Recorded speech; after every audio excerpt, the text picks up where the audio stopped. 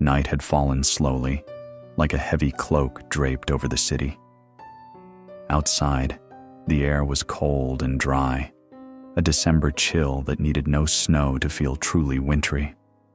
Inside, within the old house, the flickering glow of a few candles and a small brazier caused the shadows to sway softly, as if breathing. The floorboards creaked occasionally, but the sound was tranquil, almost affectionate, like an ancient greeting. I closed the door with care and stood motionless for a moment in the vestibule, allowing my eyes to acclimate to the warm twilight. It was the house of my childhood, yet it was also something more, a miniature world imbued with memory. The walls, adorned with framed photographs, regarded me in silence. Solemn faces, meticulously groomed mustaches, coiffures of another era, children in suits far too formal. All seemed to harbor a gentle secret, a whisper audible only when the night lay profoundly, profoundly still.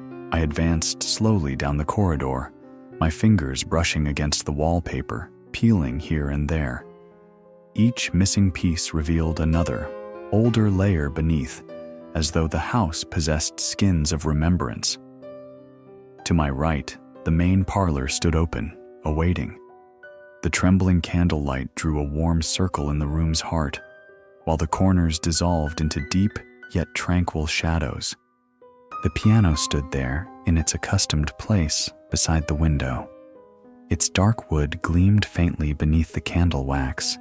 A fine, almost silvery dust lay upon the keys, resembling silent snow. I rested my hand upon the closed lid, feeling the wood's chill, and immediately a simple melody sprang to mind of slow, lingering notes, akin to those my mother once played when the city outside grew too clamorous. Upon the piano, leaning against the wall, were several old photographs. One depicted a street in Mexico City, adorned with trams and street lamps. Another showed a family in somber attire, posing before an adobe house. I leaned closer still and discerned a third image, a barefoot child, a wooden box suspended from his shoulder. The photograph was blurred, yet something in the posture, in the manner of holding the box, struck me as terribly familiar. A gentle current of air brushed past, and for a moment, I imagined the house sighed. I moved away from the piano and walked towards the sideboard at the far end, where my grandmother kept her most cherished possessions: letters, medals, tiny vials of dried flowers. I opened the bottom drawer. An ancient scent, a blend of paper, ink, and something faintly sweet, emanated like a whisper from another era. Within the drawer lay yellowed envelopes tied with a faded ribbon. There was also a small notebook with black covers, and at the very back a cardboard box, not overly large, cloaked in a fabric that had once been white. I lifted it with care. It was heavier than it appeared. I placed it upon the table, near the candle's warm glow, and slowly, almost ceremoniously, removed the fabric. The box contained carefully folded newspapers. The dates, barely discernible, spoke of the late 19th and early 20th centuries. I saw names of streets that still existed and others the city had long forgotten. In one corner, I read a word that had always shadowed me: Porfiriato. The headlines proclaimed progress, electric light, new avenues. But in smaller print were mentions of accidents, illnesses, complaints hidden within narrow margins. I turned a page, then another, sinking gradually into the rough, silent paper. The ink was slightly blurred, yet still vibrant. Nestled between two folds, I discovered a loose sheet, thinner, inscribed with tiny, cramped handwriting. It seemed a note, perhaps from a child, perhaps from an adult whose hand retained an infantile script. The candlelight quivered slightly, and for an instant, the parlor seemed to expand, as though the ceiling receded and the walls filled with an alien breath. I sat down, the open box before me. The brazier crackled, settling its embers, and a gentle wave of warmth unfurled across the room. The contrast with the cold seeping from the windows was almost sweet, like a languid caress. I gazed around, the armchair where my grandfather used to nap, the low table stained with ancient coffee rings, the thick curtain which, though drawn, allowed a mere thread of streetlight to pierce through. The house remembered. I felt it. Every piece of furniture, every board, every frame, all had absorbed voices, footsteps, laughter, stifled cries. And now, on this tranquil night, it seemed ready to surrender them, not as sharp edges of reality, but as a dream, a gentle narrative. I picked up one of the newspapers and, with care, unfolded it upon the table. The front page displayed an illustration. An avenue ablaze with electric street lamps, crowded trams, gentlemen with canes, ladies in elegant hats. Beneath the image, a phrase spoke of the city's pride, its modernity, its dazzling lights. Further down, a small column mentioned, almost in passing, an outbreak of illness in the poorer districts and a factory accident. Two worlds on a single page. I felt a gentle constriction in my chest. It was not pain, but a blend of nostalgia and tenderness. I remembered very vaguely a distant night, one of many, when I myself had walked those very streets. Not as an elegant gentleman, nor as a detached observer, but as a child with cold hands and worn-out shoes, carrying newspapers damp with ink and a box of shoe polish. I closed my eyes. The house's silence deepened, yet it was not heavy. I could hear a distant murmur, like an imaginary tram traversing the pathways of memory. I could hear footsteps splashing through puddles, coins clinking in a small pocket, voices calling, "Newspaper! Latest news!" The boundary between that warm parlor and the ancient city began to dissolve, slowly, like snow melting by a fire. I rested my forehead in my hand and allowed the memory to surface calmly. I did not wish to force it. I desired it to arrive gently, peacefully, at its own pace. The house aided, with its candlelight, its silent piano, its photographs observing without judgment. It was as though the entire place were a grand hearth, harboring ancient embers that, little by little, began to rekindle. In my mind, I saw the child, not as in a photograph, but in motion. He buttoned a thin coat, far too meager for the night's chill. He adjusted the strap of the shoeshine box upon his shoulder and tied the newspapers with a simple twine. Before departing, he turned to gaze at the small room where two other children slept on a shared mattress. A meager lamp's light cast shadows upon the wall, elongating their figures as if they were tranquil giants. The child breathed deeply. The air was cold, yes, but also clean, silent. Outside awaited him dirt and cobblestone streets, distant lights, the murmur of trams, the voices of those who never truly slept. He descended the stairs, carrying with him the scent of ink, of shoe polish, of wood. And unknowingly, he carried also the city's gaze, that of the heights and the depths, of the white lights and the damp passageways. I opened my eyes. The candle had dwindled further. The house remained warm, benevolent, breathing with me. I knew then that this night was not merely a visit, it was a homecoming. A gentle way to take the hand of the child I once was and to accompany him, without haste, through the Mexico City of the Porfiriato, beneath a cold, snowless sky, yet filled with lights, shadows, and silent dreams.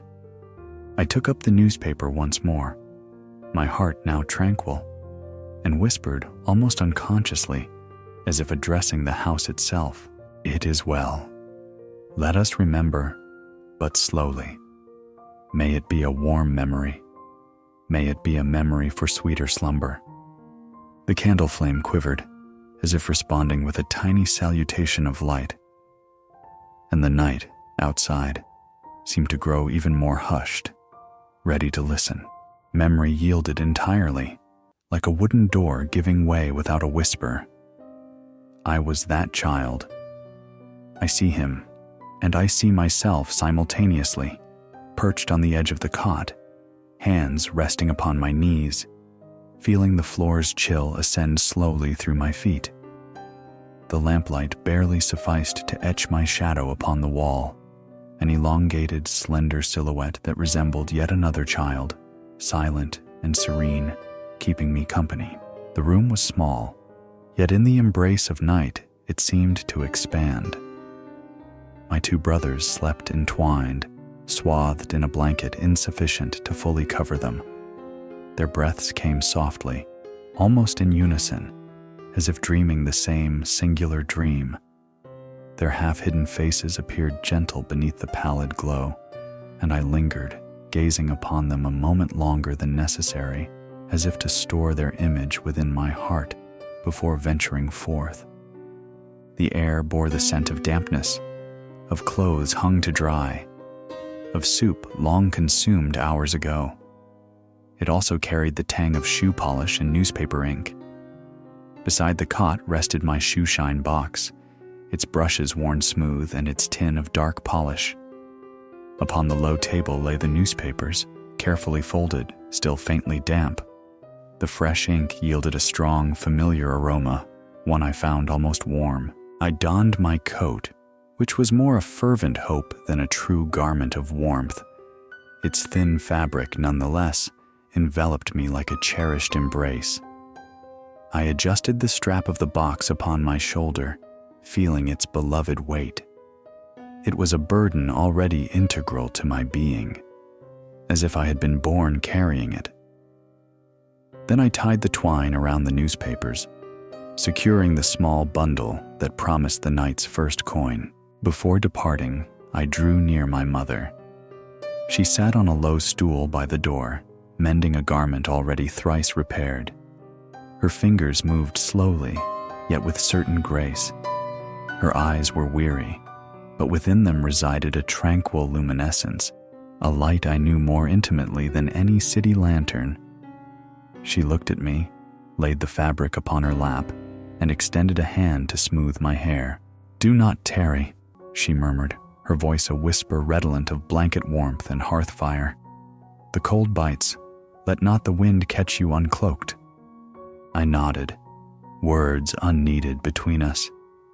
Her palm rested a second upon my cheek, warm and soft, as if to imprint a lingering trace of home upon my skin. I eased the door open. The tenement passage lay shrouded in darkness, yet it held no terror.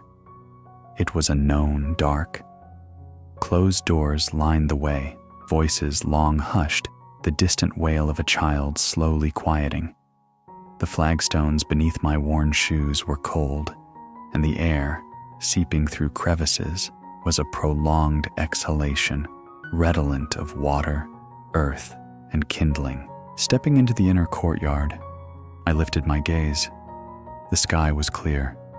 No snow ever fell here, but the cold possessed such a keen edge that it felt as if tiny, unseen crystals drifted from the air. I drew a deep breath. The air entered cold and left my lips as a small cloud, dissolving into the darkness. It was a silent, serene moment when the city had not yet fully roused itself to its night. I pushed open the tenement's heavy gate and stepped into the street. The city's cold breath greeted me like an immense hand. It ruffled my hair, compelled me to close my eyes for a fleeting second. That wind carried a medley of mingled scents: coal smoke, old refuse, stagnant water. Yet also, from somewhere, the aroma of fresh bread, cheap coffee, and wood burning in a distant brazier. All entwined to form a perfume both harsh and warm, the very essence of the quarter. The cobblestones lay damp, gleaming as if veiled in a whisper-thin sheet of ice. I walked slowly at first. My My footsteps echoed between the walls of the low-slung houses, which seemed to slumber, huddled against the cold. From some windows, slender lines of light escaped, like fiery sighs refusing to be extinguished. All was calm, as if the city drew a profound breath before embarking upon its long night. I adjusted my coat and the strap of my box. The weight upon my shoulder brought a quiet reassurance. I felt the twine of the newspapers against my hand, rough and firm. Each detail settled me into the world. The rub of the box's wood, the rustle of paper, the faint chime of a loose coin in my pocket. I held no fear. A chill, yes, but a familiar cold, an old companion. And I possessed a gentle urgency, the haste of one who knows the elegant boulevard pays better when news yet holds its freshness. As I advanced, the streets subtly shifted. The adobe houses grew less frequent. Taller walls emerged, then iron gates and gas lamps casting a timid glow upon the stone. Where before silence had reigned almost absolute, sounds began to surface. The distant rumble of a cart, the creak of a heavy door, the low hum of a man singing, perhaps to keep himself company. The city, at this hour, resembled a creature barely stirring from its slumber. There were districts still steeped in sleep, others fully roused, and some that dreamt while awake. I traversed its stone veins, small yet keenly observant, feeling the cold breath mingle with a nascent warmth, a heat issuing from kitchens, from workshops, from pulquerías that lingered open late. I turned a corner, and the air shifted. It was a subtle alteration, almost imperceptible, yet I recognized it. Here the scent of refuse diminished, and the smoke grew lighter.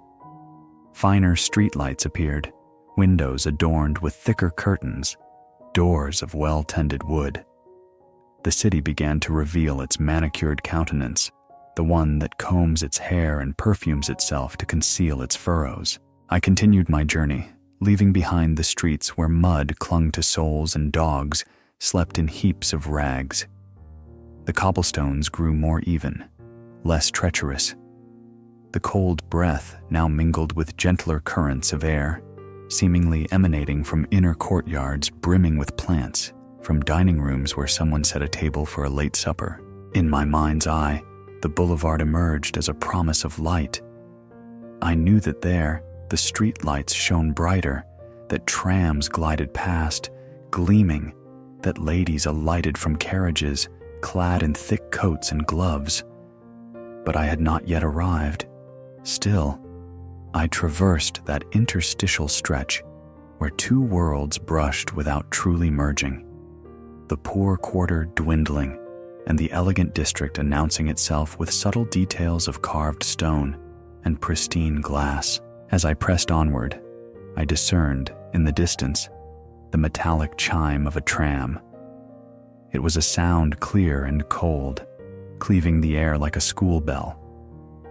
I found solace in that sound. It made me feel the vastness of the city, that there were places I had never seen, yet were connected to me by those silent rails that vanished into the night. The wind stirred again, gently, bringing the cold anew to my face. The tip of my nose stung faintly. I pulled up the collar of my coat and smiled, unbidden. This blend of cold upon my skin and warmth within my breast was my constant companion. It was the quiet reminder that though I possessed little, I held something. These streets, these newspapers, these coins yet to arrive but already imagined, softly jingling. The city breathed with me. With each stride it seemed to expand, yet also to grow more intimate. Its distant lights were like tiny stars, arranged by human hands. Its shadows, long and soft, sought not to frighten. They merely wished to accompany.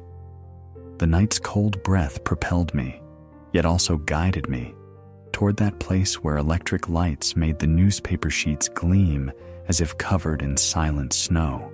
And so I walked on, small and serene, my box upon my shoulder, my dreams folded within the leaves of fresh ink, bound for the grand boulevard, where the city beheld itself in a mirror of light. At the street's end, along which I walked, the night began to shed its accustomed hues. First, they were distant specks, like fireflies arrayed in a patient line. Then, with each stride, those illuminations swelled, growing bolder, more distinct, until, abruptly, the boulevard unfurled before me like a grand, illuminated stage. I felt I emerged from a constricted corridor into a vast hall, serene and ablaze with light. The electric street lamps, lofty and imperious, poured a white luminescence upon the cobblestones. It was not the sallow glow of gas lamps, nor the humble flicker of oil wicks. This was a distinct brilliance, colder yet more caressing, as though a fragment of the heavens had been lowered and suspended above the thoroughfare. Beneath that clarity, the cold air seemed finer, almost like unseen snow drifting silently upon the motor cars, the trams, and the awnings. The boulevard was vast, truly immense. My own meager feet felt dwarfed upon its smooth flagstones. To one side, the trams glided slowly forward, their illuminated windows revealing weary faces and somber coats.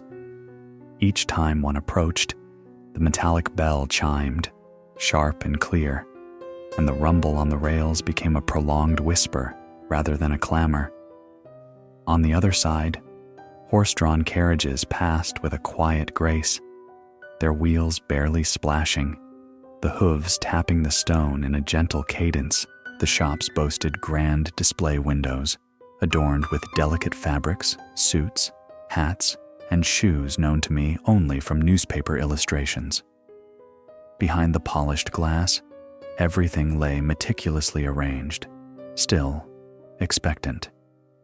Some vitrines mirrored the street lamp lights, multiplying them into myriad tiny glints that resembled snowflakes wrought from light.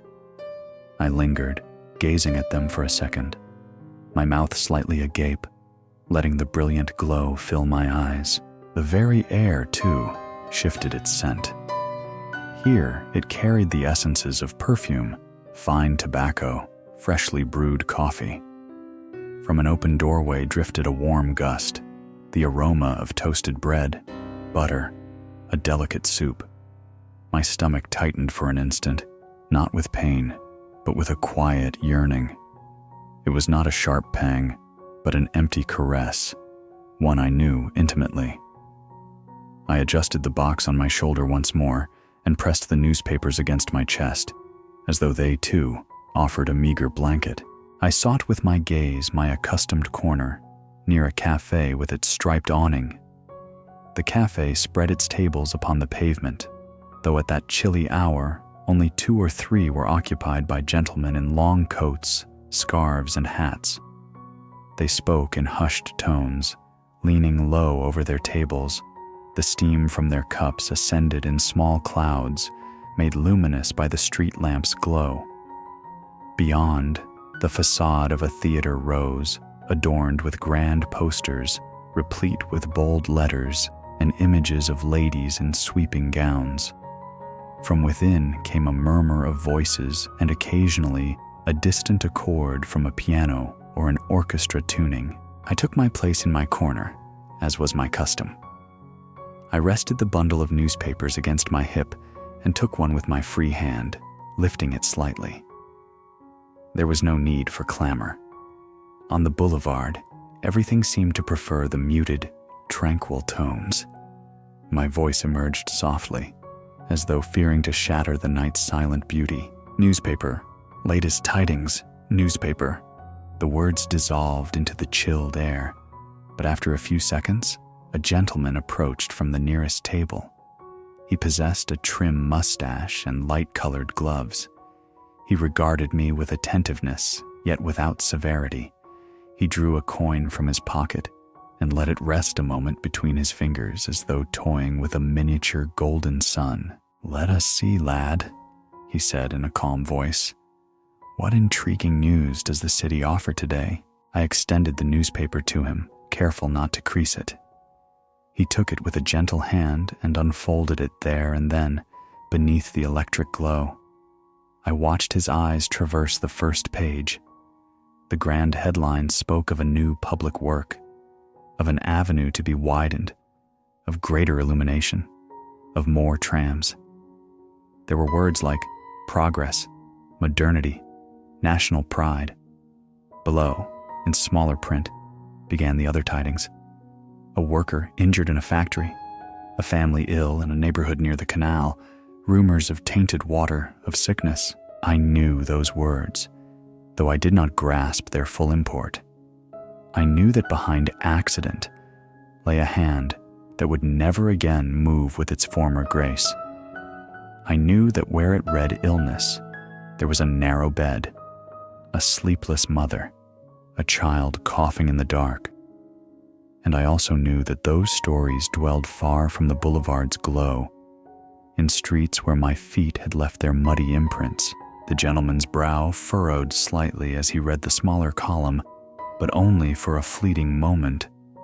Then he turned the page, seeking something else, perhaps the theater, perhaps politics.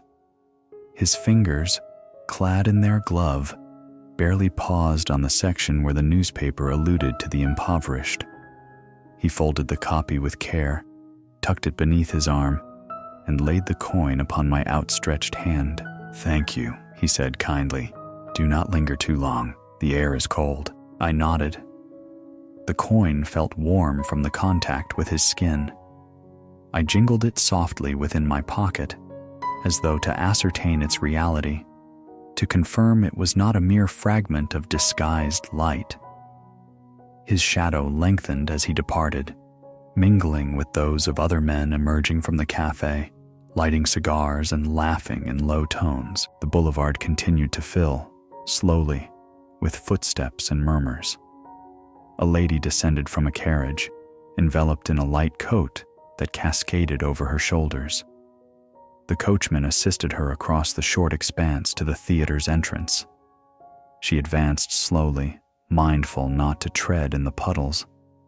As she passed by me, her perfume, delicate and soft, lingered in the air for a few seconds. She glanced at the newspaper in my hand but did not request it. Her gaze was fixed beyond me, on the music already beginning to emerge from within the theater. Like a warm dream, another man paused, this one in a more modest coat. He purchased a copy and, as he leafed through it, he read aloud, almost inadvertently, the name of an impoverished quarter. It was a quarter I knew well, for there lived a friend of mine, another shoeshine boy. The man spoke the word cholera, and then focus of infection. His words were cold, technical, yet behind them, in my imagination, I saw damp courtyards, windowless rooms, perspiring faces. I felt a small, silent knot tighten in my throat, but the night remained tranquil, and the light, warm. I thought of my mother, of my siblings. They too lived on the edge of something.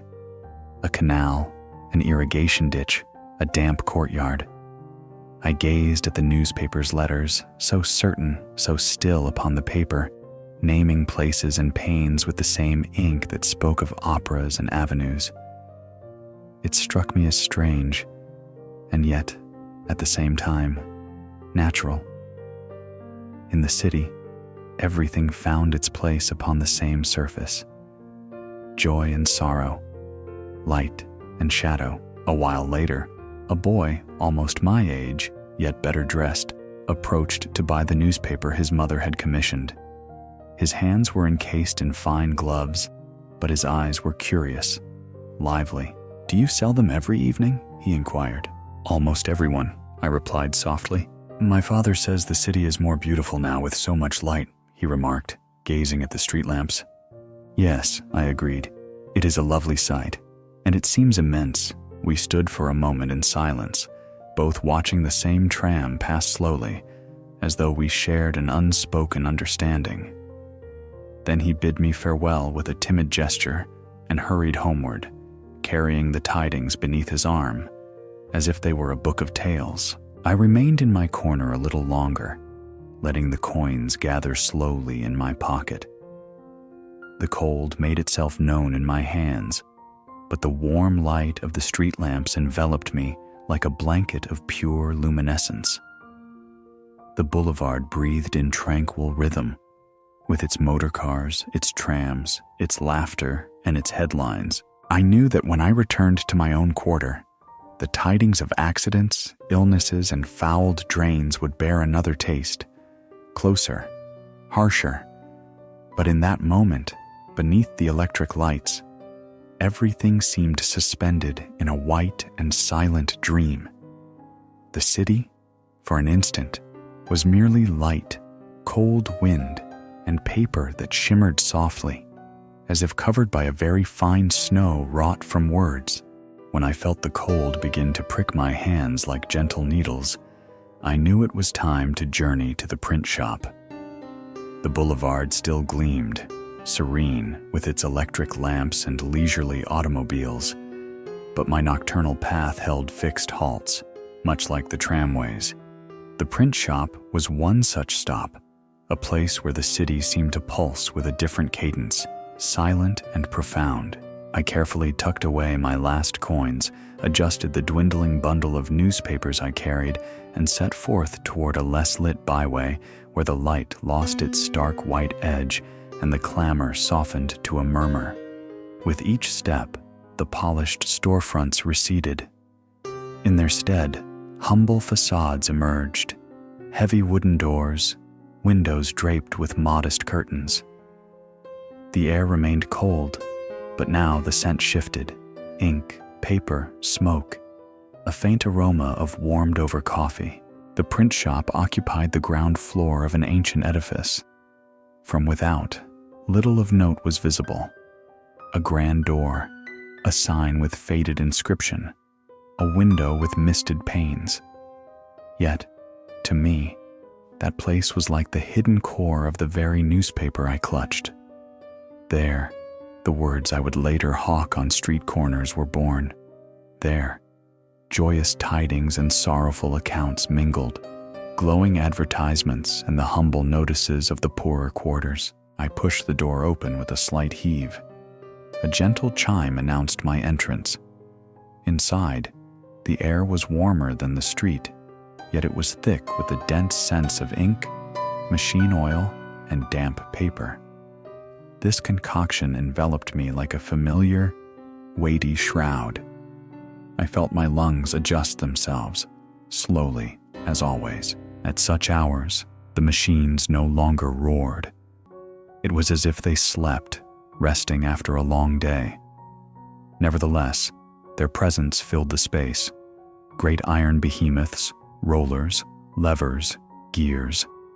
In the twilight, illuminated by low-slung lamps, they resembled dormant beasts, tranquil, their breathing barely perceptible. Upon the floor, dried ink stains formed strange patterns, like tiny, forever-captured shadows. Don Pedro, the large-handed laborer, sat beside a wooden table, poring over sheets. The lamp beside him cast a warm, golden light that burnished the dried sweat on his brow.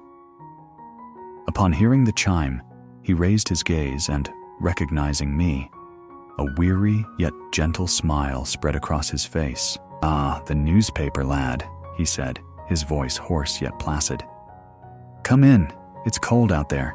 Here at least the air is warm." I closed the door behind me and approached, feeling a gradual warmth seep into my hands. I placed the newspapers on a clear corner of the table and waited, respecting the peculiar quietude of the print shop when the machines rested. It was no vacant stillness. It was filled with soft echoes, ancient thuds, the rustle of papers from the day. Don Pedro rose with deliberation. He walked with a certain stiffness, as if each step held a memory. He moved toward a small brazier where a humble coffee pot rested. He poured a little coffee into a dented mug and offered me a sip. "It's watered down," he cautioned, "but it's warm."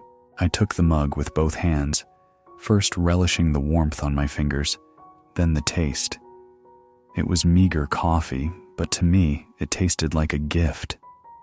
The lukewarm liquid flowed down my throat with a tranquilizing effect, as if kindling a small light within my chest. I looked around. Sheets upon sheets of newspaper lay on the table, some already dry, others still fresh.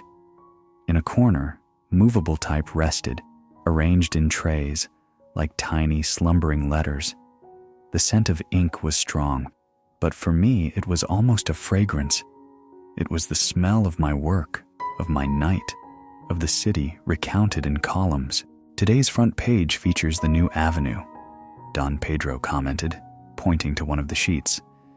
"Look how beautifully rendered it is, isn't it? Lights, carriages, finely dressed gentlemen. It almost seems like a dream." I leaned in to view the illustration. I recognized in that depicted avenue the same boulevard I had just traversed. The lampposts, the tramways, the elegant facades. All was there, on the paper, still, silent, like a photograph wrought in ink. "And here, quite small," Don Pedro added, turning the sheet slightly, "the account of the injured worker."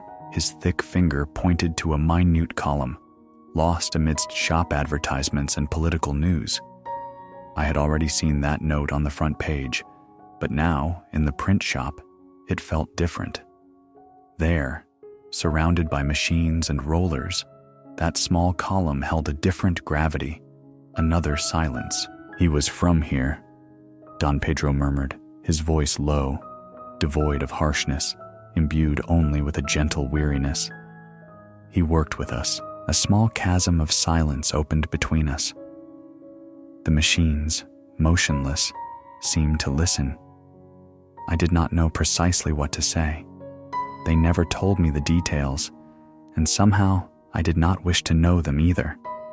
It was enough to know that a man who once moved the levers was now at home, or in a hospital, or in some bed, his gaze fixed upon the ceiling. Don Pedro leaned back in his chair and sighed, a deep yet tranquil exhalation. "The city appears quite beautiful from the boulevard, doesn't it?" he asked. "Yes," I replied. "Everything seems grander, cleaner, clearer." He nodded slowly. "That is how it is with light," he said. "Light reveals what lies ahead, but also, if one truly looks, it unveils the shadows left behind. In here, when the machines are running, little is seen. All is noise, papers, ink. But when they fall silent, something else is heard." I listened. And indeed, in that moment of inactivity, the print shop had a different soundscape.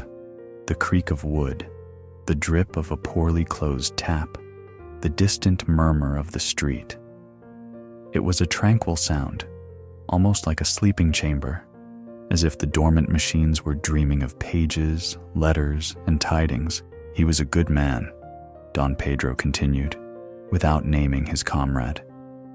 "He had strong hands." He laughed loudly too.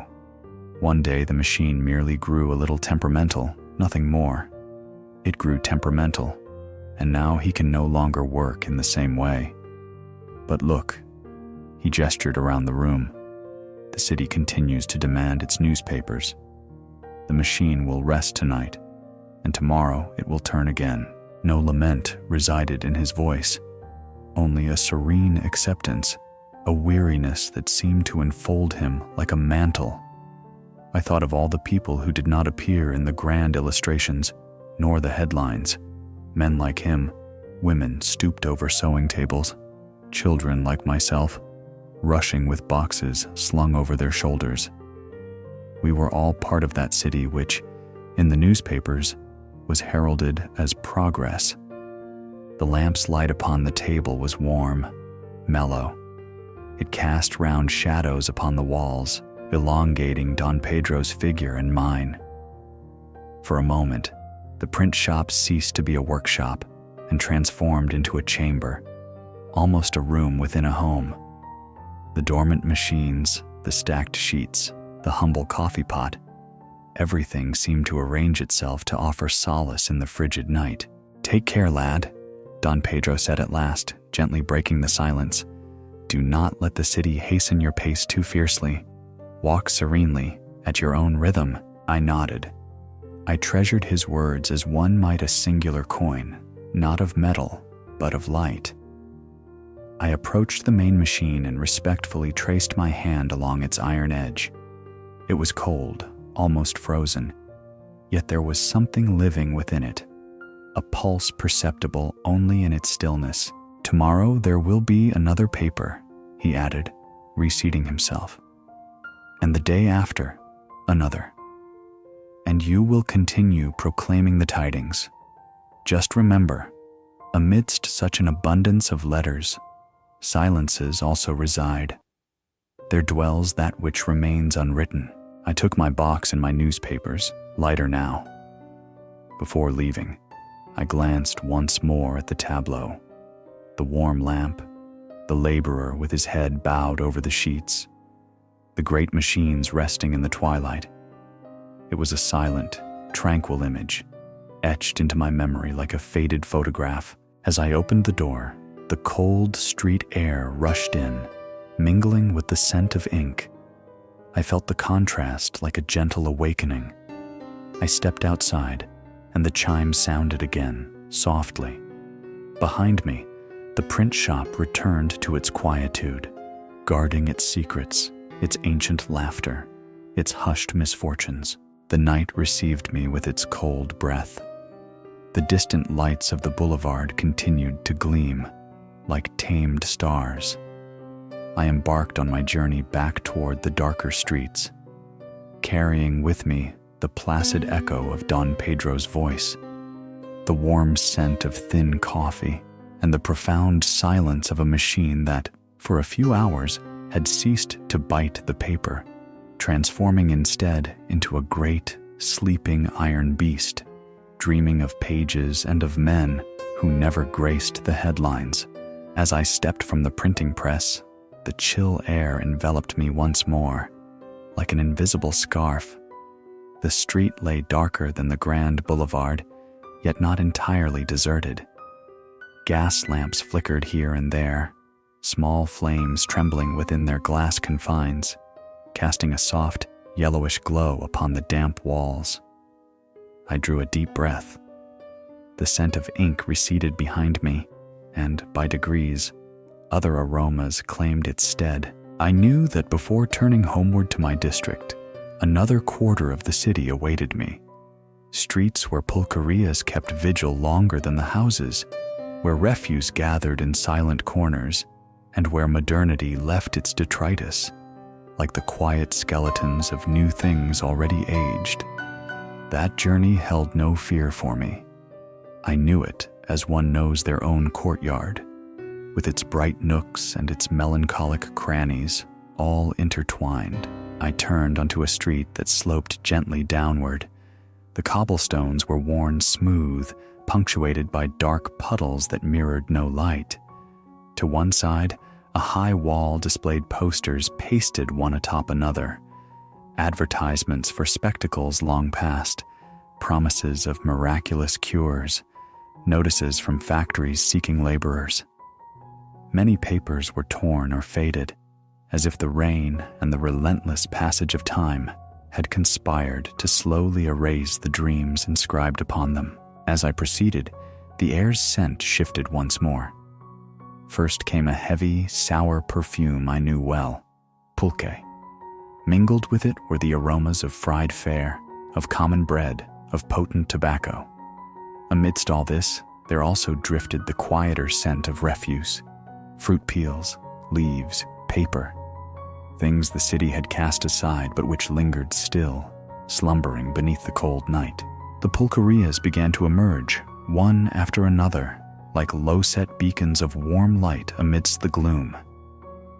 They were not elegant establishments, wide doorways, whitewashed walls, hand-painted signs. From within spilled a warm, yellow luminosity, pooling upon the street, forming puddles of light on the ground.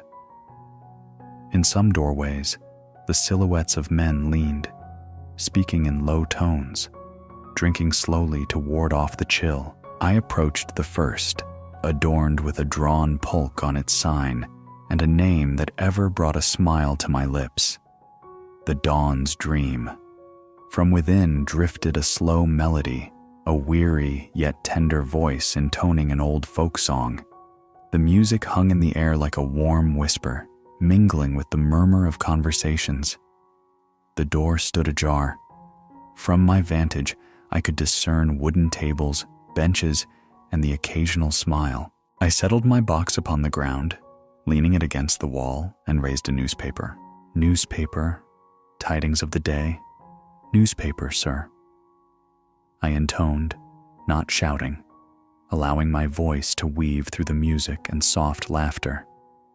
A man with a thick mustache, clad in a dark poncho, emerged with a most subtle sway, not abruptly, but as if his feet took a moment to recall their path.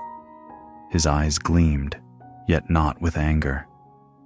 His gaze was moist, sorrowful, and serene all at once. "Lad," he murmured, fumbling for coins in his pocket. "Let us see what the world speaks of today. Let us see if it bears forth aught of good." He paid for the newspaper and remained standing beneath the yellow luminescence that escaped the establishment. He unfolded it with care, brought it closer to the entrance lamp, and began to read, his lips moving in silent communion with the words. I observed him from the corner of my eye, unwilling to disturb him. I saw his gaze alight upon certain words: laborers, mishap, sewage, ailment, and upon others, boulevard, theater, festivity. It was as though his pupils embarked on a journey, ascending and descending staircases of ink, from light to shadow, and from shadow back to light. "Observe this," he whispered, almost to himself. "For some, all glitters. For others, the city reeks of cesspool and refuse. Yet here we remain, still drawing breath." There was no wrath in his voice, only a gentle sorrow, enshrouded in resignation. He folded the newspaper with care and regarded me with a half-smile. "You at least walk with a light step," he added. "Your legs are new. May the city not weary them so soon, eh?" I nodded, feeling his words enfold me like an unseen cloak. He re-entered the pulquería, drawn by the slow song that still lingered, like a lullaby, twisted yet tender. I took up my box once more and proceeded down the street. At the next corner, the refuse formed a small, silent mound. There lay broken crates, rags, remnants of food, slivers of wood. Amidst it all, an old kerosene can reflected the gleam of a distant lamplight. That glimmer, slight and tremulous, brought to mind the things the city discarded, yet which still ensnared a sliver of light. They seemed to me small specters of modernity, old rails, screws, boxes of new products that none desired any longer. I passed a heap of rubble where a short, abandoned stretch of tramway track lay visible, leading nowhere now. The cold iron jutted from the earth like a long, silent bone. I imagined that once, trams as resplendent as those on the Grand Boulevard had traversed that very spot, teeming with people, laughter, and smoke. Now, however, only that tranquil remnant endured, slowly yielding to rust beneath the cold sky. The neighborhood dogs slumbered near the heaps of refuse, curled into tight balls, seeking warmth within themselves. Their bodies nestled amongst crates and rags, as if they understood the city had cast them to its fringes too. They neither barked nor ran. They simply drew deep breaths, their sleep heavy yet peaceful. One of them lifted its head to regard me, wagged its tail once, gently, and then closed its eyes again. Further on, another pulquería spilled light and voices onto the street. Its sign declared, the southern star, but the star, painted upon the plank, was faded. Even so, it glimmered faintly, owing to the light emanating from within. From there, I heard another song, distinct, more buoyant, though equally slow. Its lyrics spoke of a love departed and a city ever-changing, yet the melody held a quality of a lullaby, a solace. I paused for a moment before the doorway, not entering, merely absorbing the warmth that seeped from the aperture. It was a dense heat, mingled with the scents of pulque, of sweat, of tobacco. Outside, the cold air still enfolded me. Within, the lives of those who had toiled all day sought, for a brief spell, to forget the sewers, the mishaps, and the corruption I barely comprehended. The shadows of the men within the pulquería stretched upon the wall like elongated figures. At times, when they stirred, it seemed the very walls leaned slightly, weary, yet serene. Upon the ground, near the threshold, lay a pair of discarded old tram tickets. I picked them up by habit, peered at the printed letters, and mused that these too were small specters of progress, a journey concluded, a line that spoke no more, a slip of paper once vital for mere minutes, now resting beside my shoes. I continued my walk. The pulquerías receded behind me, as did the heaps of refuse and the disused tracks. Yet, the sensation of being encompassed by gentle phantoms did not dissipate. They were not specters of dread, but vivid recollections of new machines already groaning, of modern advertisements peeling from the walls, of projects that heralded a brilliant future while, not far off, children coughed in damp chambers. To me, that entire quarter of the city was like a curious yet tranquil dream. A dream where modernity was not merely theater and electric light, but also empty cans, broken rails, faded posters, things that lingered still, softly whispering what the newspapers failed to pen. As I distanced myself, the song from the last pulquería reached my ears like a gentle echo. The singer's voice mingled with the cold wind, with the crunch of my footsteps, with the distant clang of a tram still holding to its route. I closed my eyes for a moment and felt the entire city breathe with me. The elegant boulevard, the silent printing houses, the warm pulquerías, the heaps of refuse, and the tranquil specters of modernity. All this, interwoven, comprised the Porfiriato night I knew, a cold night indeed, yet also tender, luminous in some parts, shadowed in others, replete with whispers that, by degrees, settled into my memory as if they were threads of a grand tale yet unfinished. And I, a small figure, with my box and my newspapers, walked amidst that narrative, without haste, letting myself be borne by the silent wind of the city. The pulquerías receded, like tiny islands of light amidst a dark sea. With each step I took, the music grew more distant, until it became but a gentle echo in my ear. The night once more embraced me, tranquil and still. The cold air reclaimed the streets, yet it no longer surprised me. It was an old companion, silent, walking by my side. I knew the path to the tenement was not long, yet in those hours, it felt wider, more lingering. I passed by a canal where the water slumbered almost motionless, mirroring but a sliver of sky.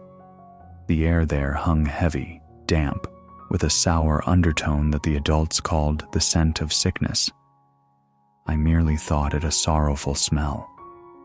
Still, the waterway, dark and silent, also formed part of my nocturnal map, like a black line ever fixed in its rightful place. I quickened my pace slightly as I left the canal behind, not from fear, but from habit. We all knew that there, cholera found its crevices, that the water carried unseen things, yet they entered homes if one was not wary. I had often heard the word cholera in newspapers, in the adults' whispers, in mothers' prayers. To me, it was like a faceless phantom, a cold whisper clinging to damp walls. When at last I glimpsed the gate of the tenement, a warm, gentle relief washed over me. The gate was tall, heavy, its paint peeling. Yet to me, it offered something akin to an embrace. I pushed it gently. The long screech of the metal mingled with the echo of my own footsteps. The inner courtyard greeted me as always, half in shadow, half stirring. A single lamp hung in the center, its yellowed light casting a small circle upon the earthen and stone ground. Around it, the doors of the rooms aligned like silent mouths, each holding its own story within. Some were already shut. From others emanated a sliver of warm light, a murmur of voices, a scent of soup refusing to perish in the night. I closed the gate carefully so as not to make too much noise, and proceeded with the box upon my shoulder. My steps sounded hollow, yet serene. On the ground floor, beside the stairs, I found Doña Remedios seated on a small stool, a dark rebozo covering her head. She held a rosary between her fingers, and her lips moved slowly, as if conversing in secret with someone. "Good evening, Doña," I murmured, respectful. She lifted her gaze. Her tired eyes brightened slightly upon recognizing me. "Ah, my child. Back already?" she said in a low voice. "It is cold. Always come well wrapped, yes? The air feels heavy. I do not like how it settles." I nodded.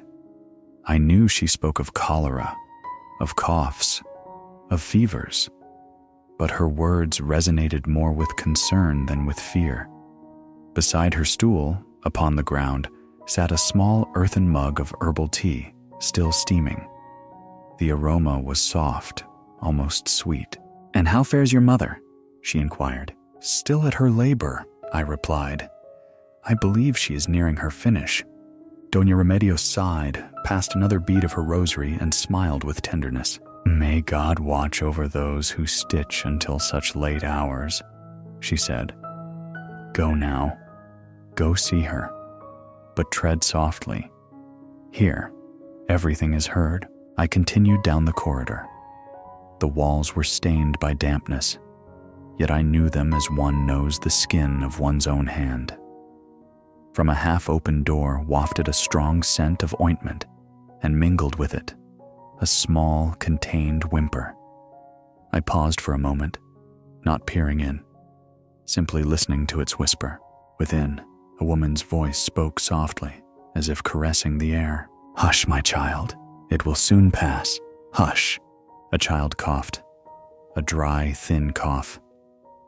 I felt a gentle pang in my chest. I thought of the newspaper's tidings, of the words epidemic and outbreak. Here, beyond that door, those words possessed a face and breath.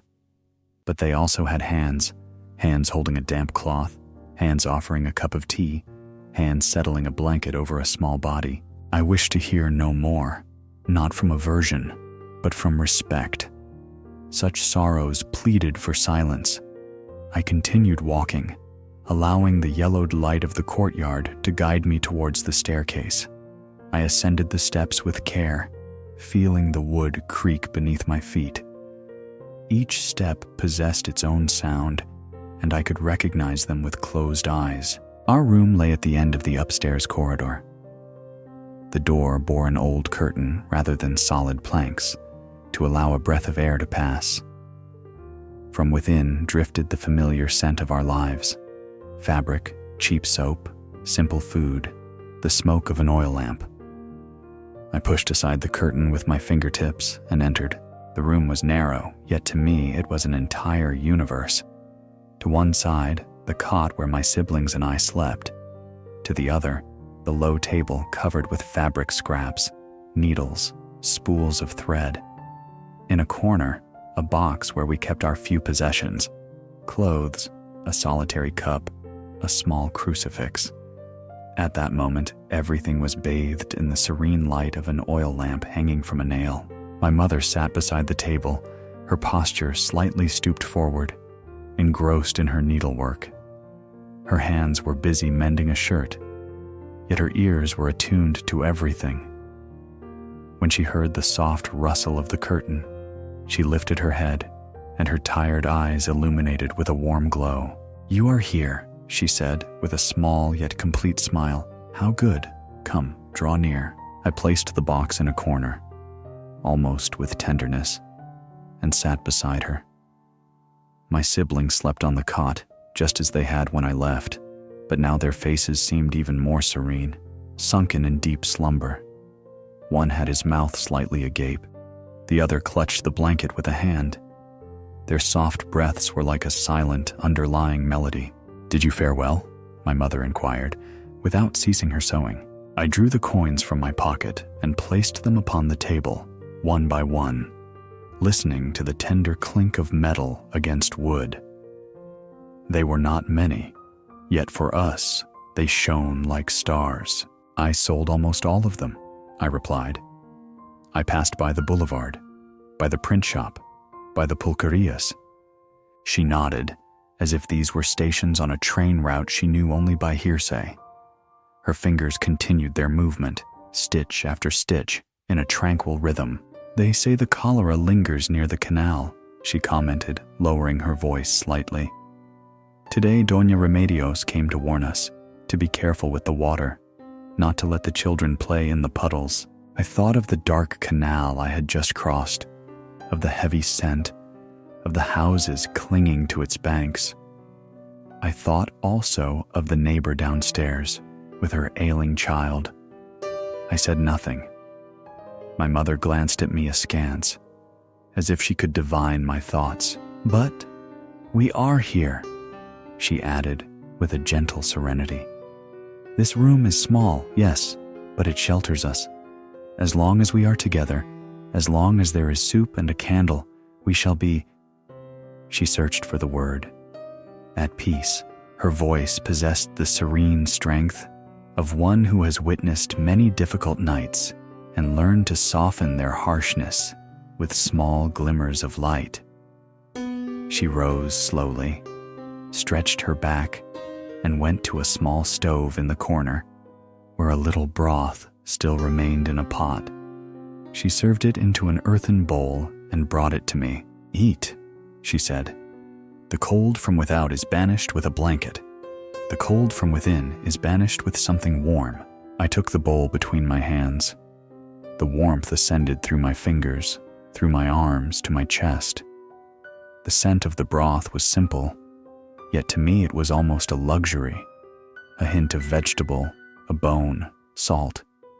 I ate slowly, savoring each spoonful, feeling my body relax, feeling the entire city recede a little, lingering on the other side of the walls. As I ate, my mother approached the cot and settled the blanket over my siblings. She touched their foreheads, one by one, with a gentle gesture. Then she began to hum a very low song, almost a whisper, a melody I had known forever. It was a simple tune, without grand notes, yet full of something warm, as if each syllable carried a promise that, for this night at least, all would be calm. I listened to her sing. Her voice filled the narrow room, making it larger, more luminous, though the oil lamp's light was dim. In that moment, the fear of sickness, of misery, of the harsh news from the newspaper remained outside, seated in the corridor, waiting. Inside, there was only the soft sound of the song, the whisper of broth on the spoon, the tranquil breathing of my siblings. When I finished eating, she took the bowl, set it aside, and passed her hand through my hair, slowly, as if also combing away all the day's noises to clear them from my mind. "Go now," she said. "Lie down for a while. The city can wait. Tomorrow it will still be there, just as vast, just as noisy. Tonight is for your rest." I shed my coat, which now felt heavier, and settled beside my siblings. The cot was narrow, yet the warmth of our three bodies made it feel like a small, warm island amidst the cold. My mother dimmed the lamp's flame slightly, leaving it very low, merely a tiny golden gleam that shifted softly, like a weary star. I closed my eyes. I could hear, now distant, the sounds of the tenement, a sneeze, a murmur, a closing door, the rosary of Doña Remedios passing bead by bead. I also heard, deep within, the murmur of the boulevard, the streetcar's bell, the slow voice from the pulquería. Everything blended into a single tranquil whisper. Before falling asleep, one last thought came to me, that though the city might be harsh, though there might be cholera, refuse, accidents, and corruption, there also existed these narrow rooms where hearts remained warm, where a gentle song could hold up the roof of the world for a few hours. And with that idea, I surrendered to sleep, like one who sinks into a warm blanket that enfolds them in silence. The memory of that night in the neighborhood lingers warmly in my mind like an unending blanket. Yet beside it, other similar nights emerge, winter sisters, where the cold, the newspapers, and the city echoed with slight variations. One such night led me not to the printing press, nor to the pulque taverns, but to a vast, silent office where the papers held more gravity than words. It was again the twilight hour. The sky bore that dark, placid hue which presages many hours of chill. I came from the boulevard with a few newspapers still tucked beneath my arm, knowing that before returning to the neighborhood, I had to stop at a building where an employee, known to all as Don Esteban, worked. He invariably purchased one of the last editions and at times requested I deliver the newspaper directly to his desk. The building rose, solemn, with stone columns and a heavy wooden door. It lacked the vivacity of the cafes, the warmth of the pulque taverns. It possessed something else, a thick silence woven from papers and quills. From its tall windows, scant light escaped. Here and there, a single lamp still glowed, casting forth a weary yellow luminosity that seemed to resist fading. I pushed open the door. The vestibule was nearly deserted. Only the echo of my footsteps and the distant murmur of a quill upon paper broke the stillness. In a chair near the entrance, an elderly guard dozed, his hat resting upon his brow. Hearing the sound, he slowly raised his head, recognized me, and nodded silently, as if I were merely another fixture of the nocturnal furnishings. "Good evening," I murmured. He responded with a slight wave of his hand, granting me passage. I ascended a wide staircase, its balustrade cold to the touch. The walls were adorned with paintings, gentlemen with mustaches, dark suits, stern gazes. All seemed to silently observe the daily procession of papers that passed beneath them. That night, their gazes rested solely upon me. A small figure burdened with my box and folded newspapers. On the second floor, the corridor lay steeped in near darkness. Only a single lamp suspended from the ceiling cast a soft glow upon a section of the polished floor. At the far end, beneath a half-open door, a steady line of light escaped. I knew Don Esteban was within. I rapped gently with my knuckles. "Enter," a weary voice called from within. I pushed open the door. The office stretched long, with numerous tables and desks aligned. At that hour, all but one stood deserted. Papers, folders, ledgers, sealed envelopes, folded sheets, all formed small white and yellow mountains upon the wood. The air was warm, yet heavy, as if the very papers drew breath. Don Esteban sat at the far end of the room, beneath a lamp that cast a warm circle of light upon his table. He was a slender man, with small spectacles and a neatly trimmed mustache. His jacket hung from the chair's backrest. His shirt, buttoned to the top, bore a wrinkle of weariness at the neck. He still held his quill, but upon seeing me, he ceased writing and smiled gently. "Ah, it is you, boy," he said. "I had begun to think the chill had conquered you this night." I approached, feeling the scent of ink and dust, so different from that of the printing press, slowly envelop me. Up close, Don Esteban's table was even more imposing. Mounds of documents bound with twine, rubber stamps, inkwells, sheets bearing numbers and names written in orderly columns. I offered him a newspaper. He took it with care, as if it were but another fragment of that ocean of paper. "Place your box there for a moment," he indicated, pointing to a corner of the desk. "You must be weary." I obeyed. The edge of the table felt warm to the touch, owing to the lamp's proximity. Beside me, a large ledger lay open, revealing endless rows of figures. I understood nothing, yet I was struck by the sight of so many numbers gathered, so placid, as if slumbering in ordered columns. Don Esteban unfolded the newspaper to its first page. His gaze drifted over the headlines. He read softly, almost to himself, "New drainage works for the capital's sanitation. Historic investment in the city's future. The government attentive to the welfare of its citizens." His lips formed the words, yet his face held no cheer. His eyes, behind their lenses, bore a weary glint, a luster I had come to recognize in other adults who toiled late into the night. "Do you know what drainage is, boy?"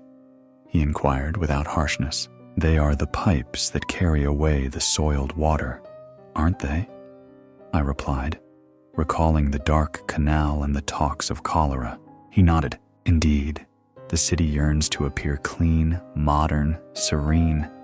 On paper, all seems most beautiful." He tapped the newspaper gently. "Listen to how it sounds." He folded it slightly, and the rustle of the paper filled that corner of the office. Then, with a slow gesture, he pointed to the documents piled upon his table. But before reaching the newspaper, matters pass through here, through these papers. Contracts, permits, accounts, numbers.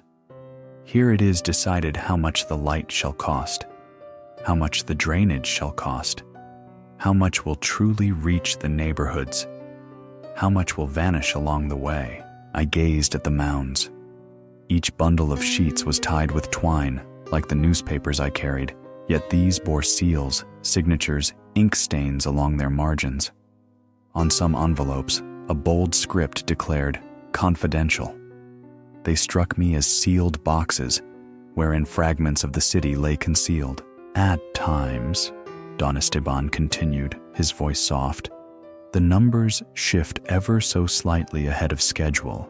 A figure here, another there, a repeated signature, an envelope slipping beneath the door with a folded paper, and some coin within, all quite calmly, quite silently, as if nothing untoward transpired." He fell into thought, his gaze fixed on a spot on the desk where naught resided.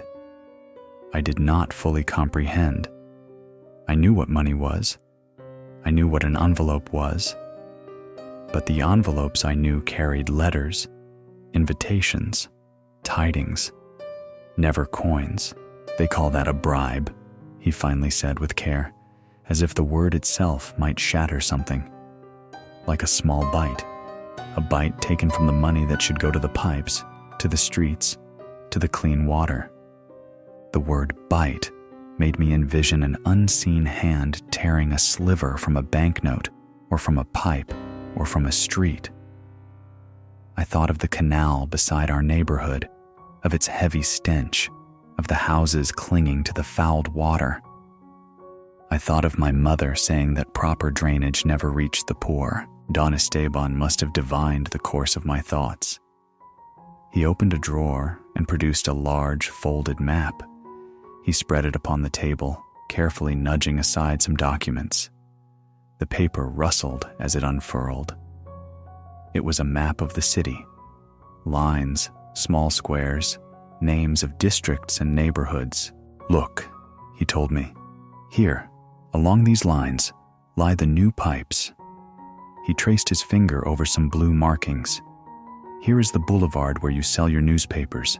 Here, nearby, the central streets. All finely charted, quite pleasing. Then his finger drifted towards the map's edges, towards less delineated areas, and here, he indicated a nearly vacant space. Here are the neighborhoods where many like you reside, where water gathers, where cholera finds a home. You see, there are fewer lines, fewer promises. I followed his finger, sensing that one part of the map became illuminated while another remained in shadow. It required little understanding to discern who gained and who lost in those depictions. When an envelope arrives laden, he said very slowly, some of these lines are erased, not on the map, of course, but in life. They are delayed, altered, forgotten, and the paper, nonetheless, declares all to be well, that all is progress, that the city is modern, clean, tranquil. He paused. He drew a breath. His hands trembled slightly, but not from rage. It was a tremor of profound weariness. I merely transcribe numbers, he added. I affix stamps. I perform sums. I am not important. But sometimes, when the office grows this silent, he glanced around. I hear something, a soft murmur, as if the papers converse amongst themselves. It is the whisper of what remains unspoken. I remained utterly silent. The lamp hummed faintly. From the street, faint and distant, came the sound of a late car, the bell of a tram concluding its route. The office, replete with papers, breathed alongside us. Here, he said suddenly, breaking the silence with a gentle tone. It is late for a boy. The city has spoken quite enough for today. He handed me back the newspaper, now slightly creased by his hands, and placed several coins upon my palm. There were more than he usually paid. And this, he added, is not an envelope slipped beneath the door. It is merely for you to purchase warm bread tomorrow. I would not wish you to be confused. I smiled, relieved, and he too offered a smile, weary yet warm. I folded the map carefully, returned it to its place, and took up my box. Stepping into the corridor, the air seemed fresher, lighter. I descended the stairs, hearing the echo of my footsteps, and behind it, the softer echo of new words. Bribe, bite, lines that fade away. The guard, half slumbering, greeted me with a gesture. The door sighed shut behind me. In the street, the cold embraced me once more. I lifted my gaze to the silent sky, devoid of snow, yet filled with timid stars. The city remained, with its canals, its pulque taverns, its boulevards, and its offices replete with paper. And amidst it all, very faintly, like a whisper heard only when the night holds a profound stillness, I seemed to perceive that murmur Don Esteban spoke of, a rustle of coins that stray down errant paths, of pipes that never reach, of written promises that remain unfulfilled. It was no loud clamor. It held no terror. It was a sad sound, yet gentle, mingling with all the other harmonies of the city.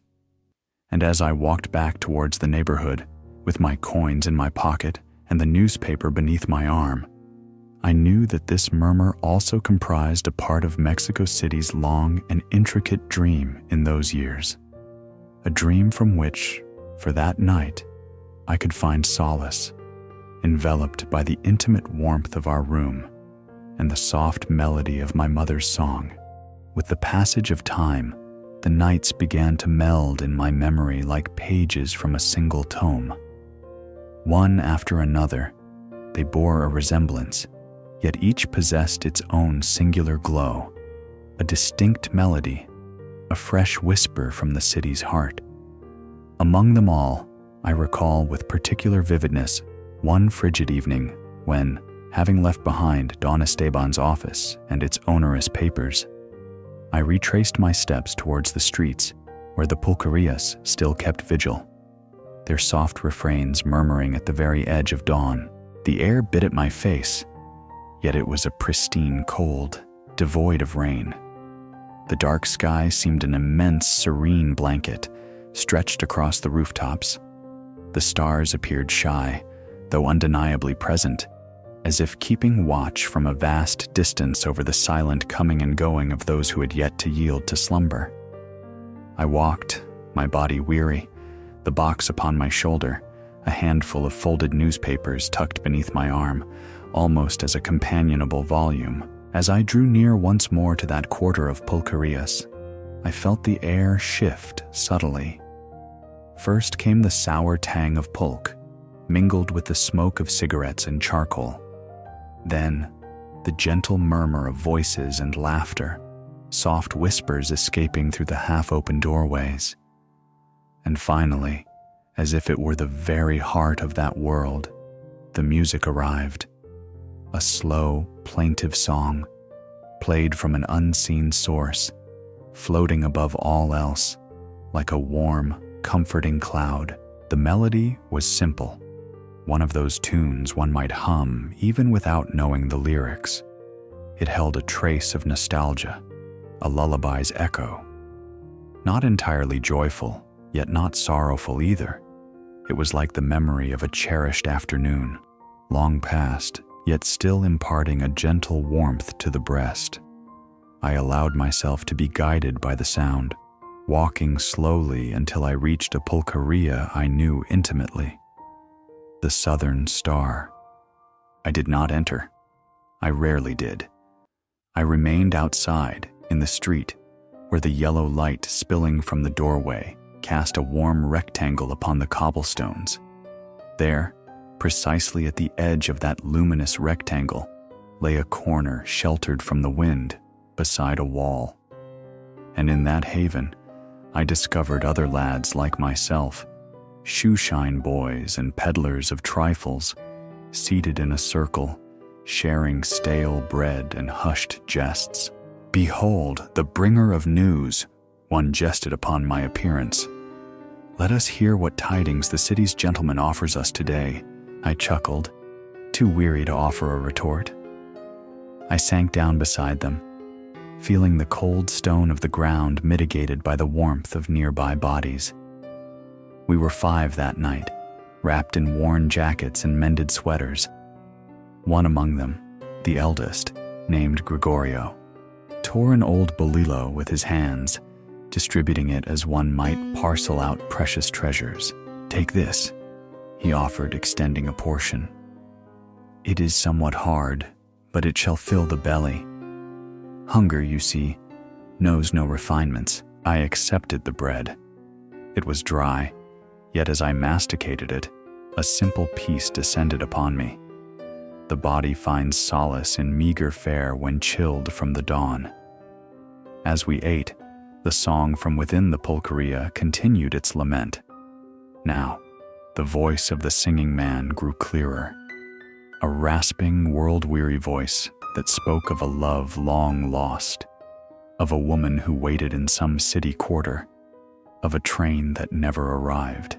Gregorio gazed towards the half-open door, as if deciphering some message within the light that streamed forth.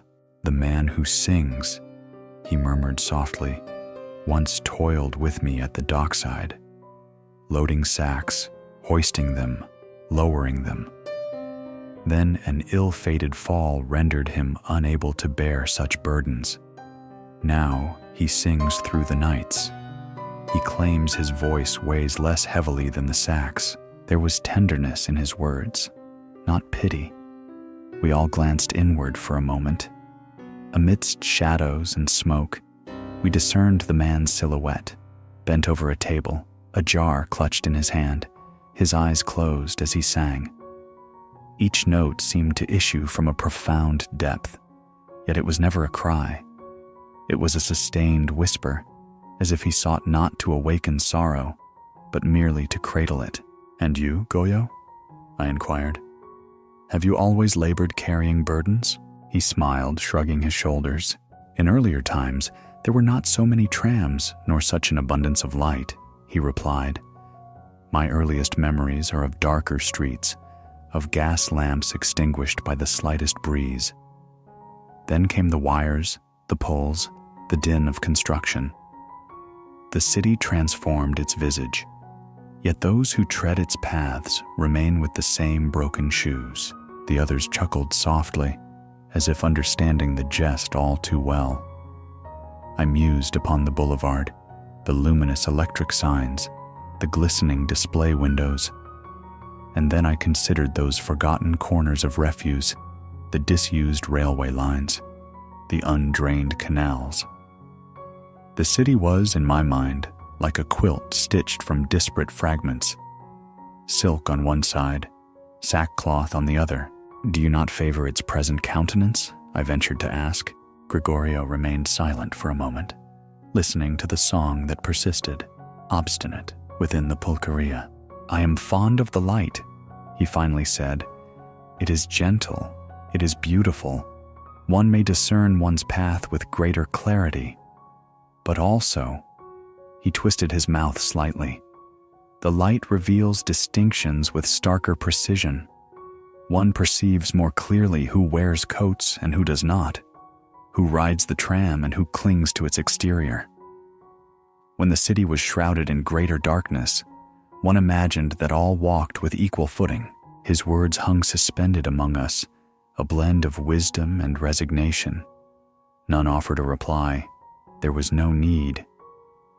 At that moment, the singer shifted his tune.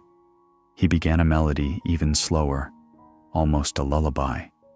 It spoke of slumbering children, of tranquil courtyards, of chimneys that scarcely existed yet, could be conjured within the mind. One of the lads, the youngest, curled against the wall and closed his eyes, letting his head droop upon his knees. The wind no longer reached that nook, for the warm light seemed to erect an invisible barrier. I, too, leaned my back against the wall and allowed the music to seep gently, unhurriedly, into my ears. Do you know what I dream of? Gregorio said, his voice calm, not glancing at us. I dream of possessing a room solely for myself, a small chamber, nothing grand, but with a bed I need not share, a window that may be opened without fear of its collapse, and a place, even if but a corner, to leave my shoes without fear of their disappearance. He spoke without complaint, almost smiling, like one recounting a childhood fantasy. Yet, his gaze remained fixed upon the pulqueria's doorway, where a man had just emerged, stumbling slightly, only to lean against the wall and stare at the sky with a lost expression. I dream of a day without shouts, another of the lads added, almost whispering. May no one rouse me with shoves. May I not have to chase after carriages, hawking my small box of sweets. Only a single day of walking in peace. The voices began to layer, one by one, with modest desires. A new pair of boots, a dependable hot breakfast, a mother who ceased her coughing. They were simple dreams, yet together they sounded like a hushed prayer, fashioned from common words.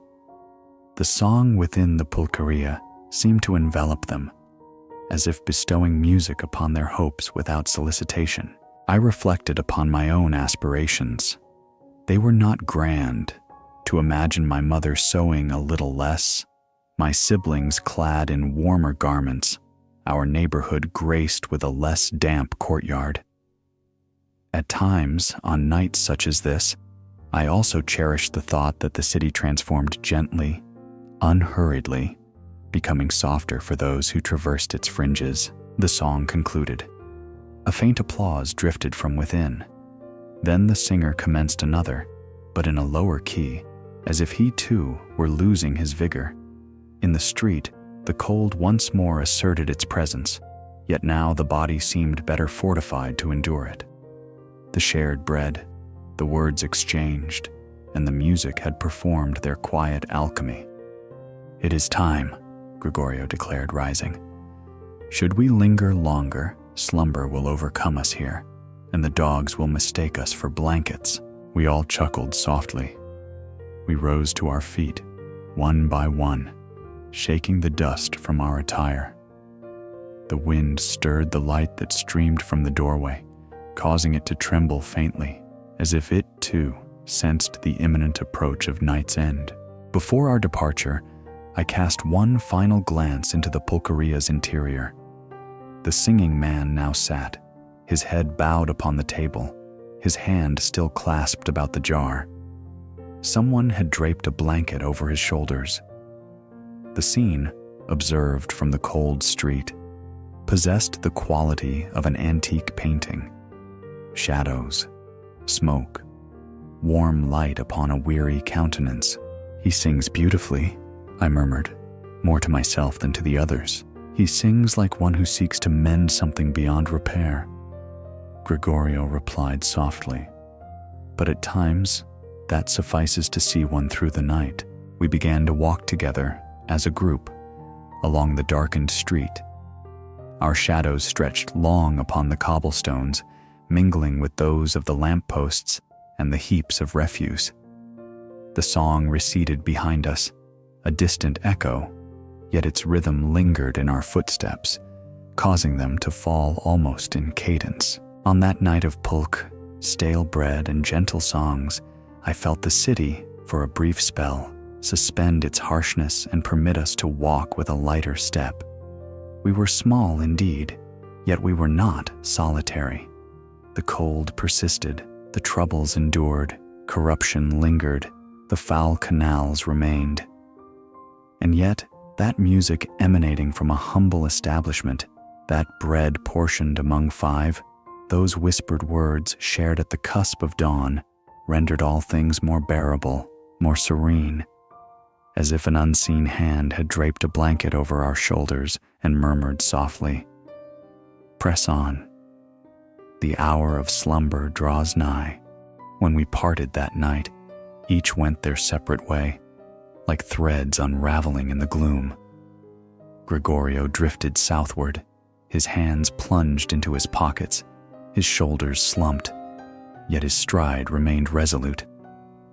The other lads vanished down diverging alleyways, swallowed by the creeping shadows.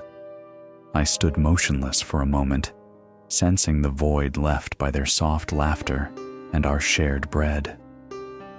Then I adjusted the crate upon my shoulder, embraced the small clutch of newspapers still remaining, and commenced my journey homeward. The street lay almost deserted. The pulquerías, which once breathed light and song, were now drawing their doors shut. One by one, the lamps within flickered out, leaving but a weary glow at their edges. The wind, grown colder with the hour, insinuated itself through the crevices like a protracted whisper. A pair of late silhouettes drifted across the street, swathed in their coats, unhurried. Their footsteps echoed for a moment, then faded into silence. I moved away from the southern star and the other warm thresholds, carrying with me the echo of the last song. The melody lingered in my mind, quietly repeating, as if it set the very tempo of my steps. Each note seemed to murmur, "Dream, rest, tomorrow." I found solace in letting the inner music propel my feet onward. Thus, the body's weariness grew softer, almost sweet. As I walked, the lights grew ever scarcer. The street corners receded into twilight, the heaps of refuse resuming their state of silent shadow. The iron of the ancient rails glinted faintly, like a sliver of silver half buried in the earth. The dogs, which had once stirred in search of scraps, now slept in tight, oblivious coils, heedless of the cold, heedless of the world. I passed once more by a stretch of disused track. I paused for an instant. I placed my foot upon the metal and felt the cold ascend through the sole of my shoe. I imagined, as so often before, A phantom tram gliding along, brimming with invisible folk, with voiceless laughter, with hat-adorned ladies long since departed. In my mind, that tram traversed the entire city, linking the pulquerías, the boulevard, the offices, the neighborhood, as if we were all but stops on a single secret route. I smiled to myself and pressed on. The canal, that dark river bordering a portion of the path, was not far distant. Its presence announced itself before it came into view, with that heavy, humid scent, a commingling of water, refuse, and something akin to malady. Yet, in the profound lateness of the hour, even that stench seemed muted, fainter, as though the canal itself slumbered, weary from dragging such accumulated filth. When I reached its edge, I leaned slightly to gaze upon the water. The surface lay still, barely stirred by some unseen current. The distant light of a lantern mirrored itself therein, forming a trembling, fragile line. I recalled Don Esteban's map, with its drawn lines and those that were absent. I thought that someday, perhaps, the water would run cleaner, the pipes would stretch further, the children would cease their incessant coughing. It was a timid thought, yet warm, like a candle kindled in a vast chamber. I did not linger there long. I knew my mother grew anxious at my prolonged absence. I continued along the path toward the neighborhood, leaving the canal behind me. With each step, the silence deepened further. The great city's clamor had dwindled to a distant murmur. A late automobile, a stray cry, the final clatter of a tram retreating to its slumber. Instead, the closest sound was the soft, rhythmic thud of my own feet upon the cobblestones. As I advanced, the boulevard could be discerned in the distance, a clear ribbon of light. I resolved to pass by there once more, if only to salute from afar those lights that so captivated me. It cost me little to deviate slightly, and deep within, I cherished the thought that the boulevard witnessed my passage twice. Once as the day's toil commenced, and again as the night drew to its close. Upon arrival, I found it transformed, yet still vibrant. The street lamps continued to gleam, tall and tranquil, spilling their white light upon the stone. However, the trams had all but ceased their passage. I glimpsed but one, solitary, bearing a sparse company of passengers towards a distant corner. The cafes were closing, the terrace chairs were being stacked, the glass doors revealing waiters silently clearing tables. The theater, but hours before a hive of voices and elegant attire, now presented a quiet facade, its posters seeming to yawn. I halted on the opposite pavement, clutching my almost ownerless newspapers. I surveyed that avenue which, mere hours before, had appeared a stage. Now it resembled an empty hall after the performance, the spotlights still burning, but the players all gone home. There was a silent beauty in that moment. The electric light bathed the cobblestones with the same intensity, yet the air was colder, clearer, as though the city itself drew a deep, cleansing breath. I pondered the faces I had witnessed there at the night's commencement. Gentlemen in their coats, perfumed ladies, young men with fine gloves. All had departed, bearing beneath their arms their newspapers, their worries, their joys. And I, small of stature, in my unchanging attire, my familiar shoes, saw them now as distant specters, almost as characters in a play performed but once a day. A strange calm descended upon me. I understood, in some ineffable way, that I too was a part of that tableau, though from another corner, another realm. I was the child who emerged when scarce a soul observed, the one who walked between the shimmer and the refuse, between the theater and the neighborhood. And for the first time, this realization brought no sting. It felt tranquil, as though the city, with all its myriad distinctions, accepted me as I was, granting me a humble place upon its chilled thoroughfares. I took my final turns along the boulevard with unhurried, measured steps, not to vend, but merely to observe. Some headlines lingered etched within my mind: progress, light, drainage, accident, epidemic. Grand words that, mingled with the voices of my mother, of Don Pedro, Don Esteban, of Gregorio, sounded less harsh, more human, as if each possessed a reverse side of flesh and blood. When at last I drew away from the elegant avenue, bearing with me only a pair of unsold newspapers, the sensation was that of closing a book. I left behind the grand letters, the display windows, the trams, yet the echo of it all persisted within me. The path homeward to the poorer quarter was darker, yet my feet knew it intimately. The shadows no longer seemed so elongated. The cold, though piercing, was a familiar chill, one with which I knew how to bargain. The great gate of the neighborhood appeared at the street's end, like a tranquil black maw. As I drew near, I saw that the courtyard lamp still burned, casting its customary circle of yellow light. This filled my breast with a gentle warmth. I pushed the gate open with care. Its creak greeted me as ever, like an old friend who never fails. Within, the courtyard breathed in twilight. Some doors were utterly dark. Others allowed a thin line of light to escape. I heard a faint whimper of a babe, swiftly soothed by a mother's voice. Further on, a man coughed, but the sound was muffled and faded amidst blankets. All possessed a slow domestic rhythm, utterly unlike that of the city outside. I ascended the stairs almost on tiptoe.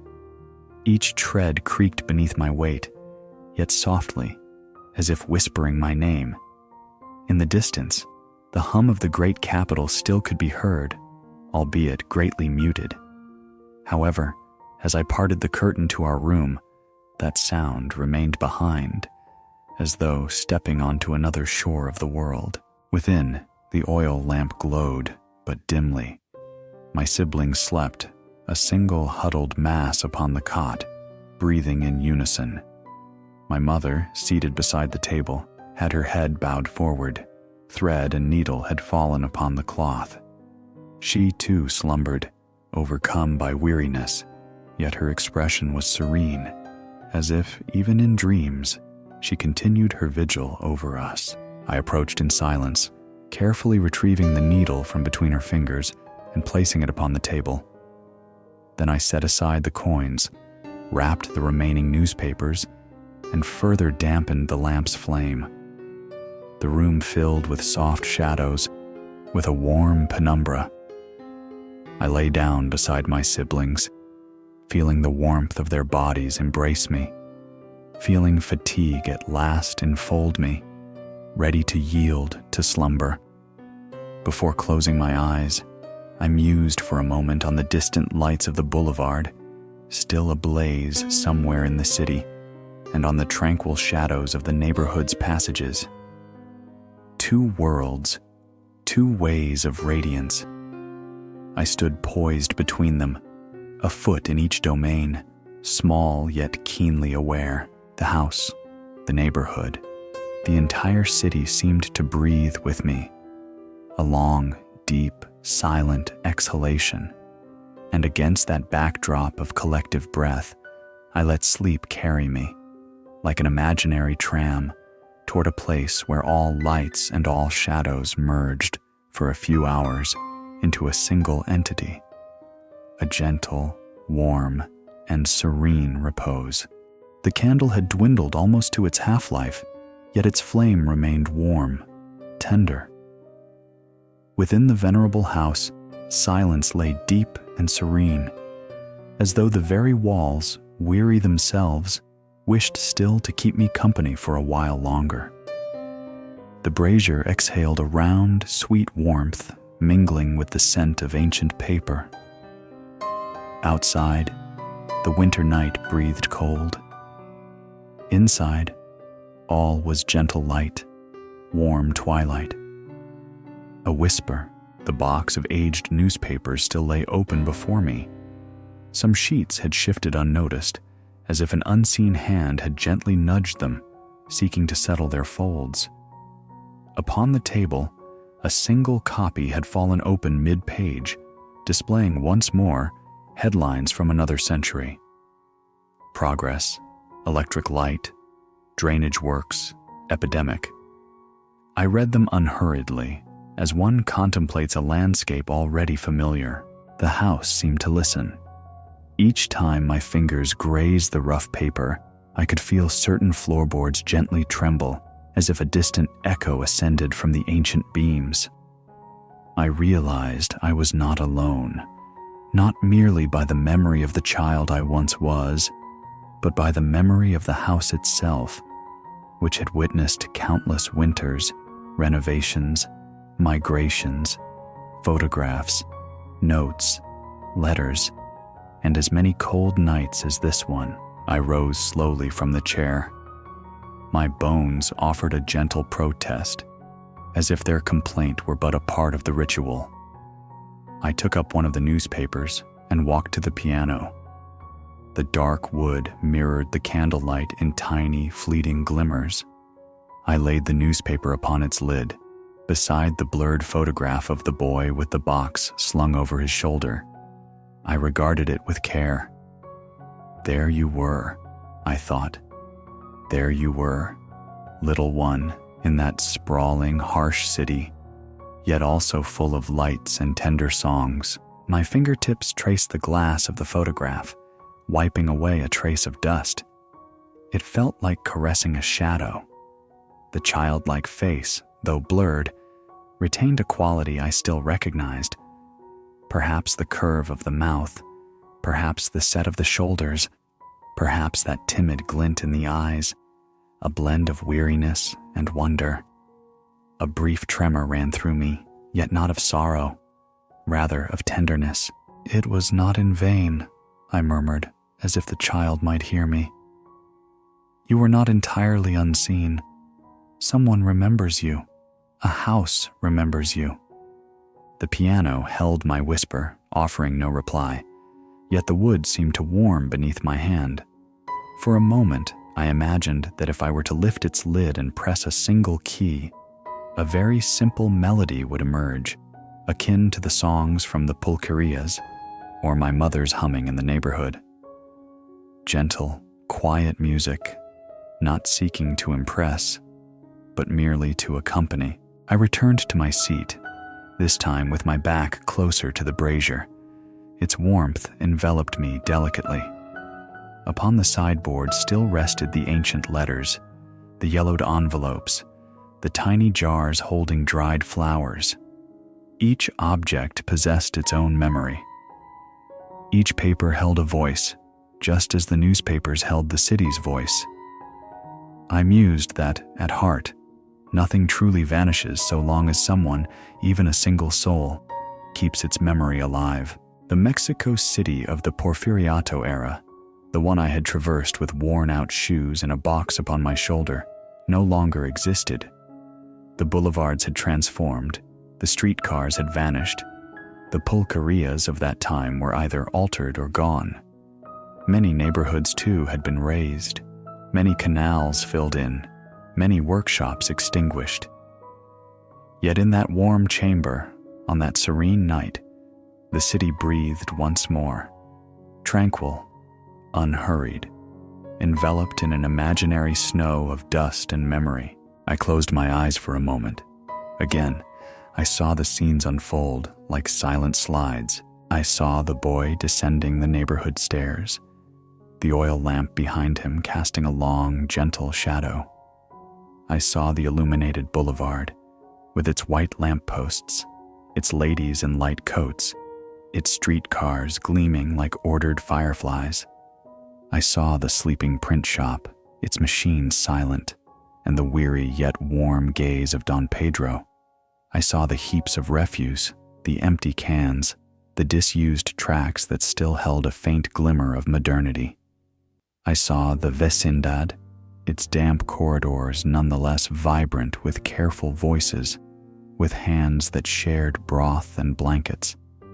I saw Don Esteban's office, filled with papers trembling in air that smelled of ink and gentle secrets. I saw the pulquerías singing at the edge of dawn, the voice of the man who had traded burlap sacks for songs, the boys sharing stale bread as if it were a festive loaf. All these scenes merged into a single, vast, silent image, like an immense photograph suspended on memory's invisible wall. The city was neither merely light nor merely shadow. It was both at once, walking hand in hand. It was cold and warm, harsh and soft, boisterous and serene. And amidst it all stood that child, and so many others, unknowingly bearing a piece of that world upon their small shoulders. I opened my eyes. The house remained, motionless, listening. Beyond the panes, the night revealed itself, still, snowless, yet cold. I rose to approach the window. The glass was icy to the touch. I rested my forehead against it for a second. Not much was visible, only the shadows of other houses and some distant light. Yet the silence outside held a certain kindness. It was the silence with which long days conclude and deep dreams begin. Returning to the table, I carefully gathered the old newspapers. I folded them one by one, unhurriedly, as if each crease were a caress. I arranged them within the box, loosely, allowing the paper to breathe.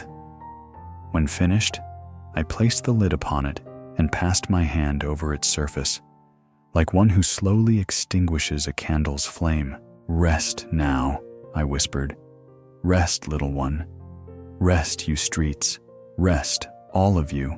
Laborers, mothers, youths, singers, watchmen, gentlemen, ladies, dogs slumbering amidst the refuse.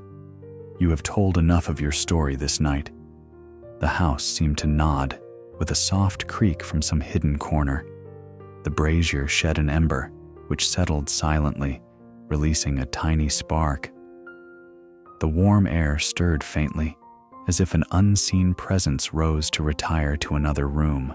I extinguished one of the candles. The light grew fainter, more intimate. The piano, the photographs, the box of newspapers, all became enveloped in a delicate, edgeless twilight. The house no longer wished to speak. Now it longed to remain still, dreaming, and I thought of you, listening to this tale from another place and another time. I thought of your own home, your own night, your own weariness. I considered that, though you may not wander through that distant Porfiriato, you too know your own gleaming boulevards and shadowed streets, your own weighty papers and gentle songs, your own quiet fears and small, warm lights. For a moment, I wished this ancient house, the one of the photograph and the newspapers, would stretch a little and make room for you as well, like a kindly, vacant dad, always holding one more corner for those who arrive late, cold, and weary. I imagined you sitting by the brazier, resting your head against a chair's back, letting the tranquil warmth of the room enfold your shoulders. The candle quivered, as if confirming the wish. Then, very slowly, in a low voice, almost like my mother's in her narrow room, I allowed the last words to emerge, soft, tranquil, intended only to lull, not to stir. May your mind find rest this night. May the distant lights of your worries extinguish one by one, like lampposts finishing their watch and falling asleep. May your shadows turn serene and sit by your side, not to fright, but merely to accompany. May the house you inhabit, whatever it may be, breathe with you, soft and silent, just as this one does. And as you sleep, may an imaginary snow of calm, of tender light, of blessed dreams fall upon you very slowly until it covers you entirely with a warm and tranquil mantle. Sleep in peace, sleep deeply. May the city for this night leave you in silence and may every whisper of the darkness be nothing more. A whisper of slumber, soft and protective, guiding you unhurriedly to a long, silent rest filled with tranquil light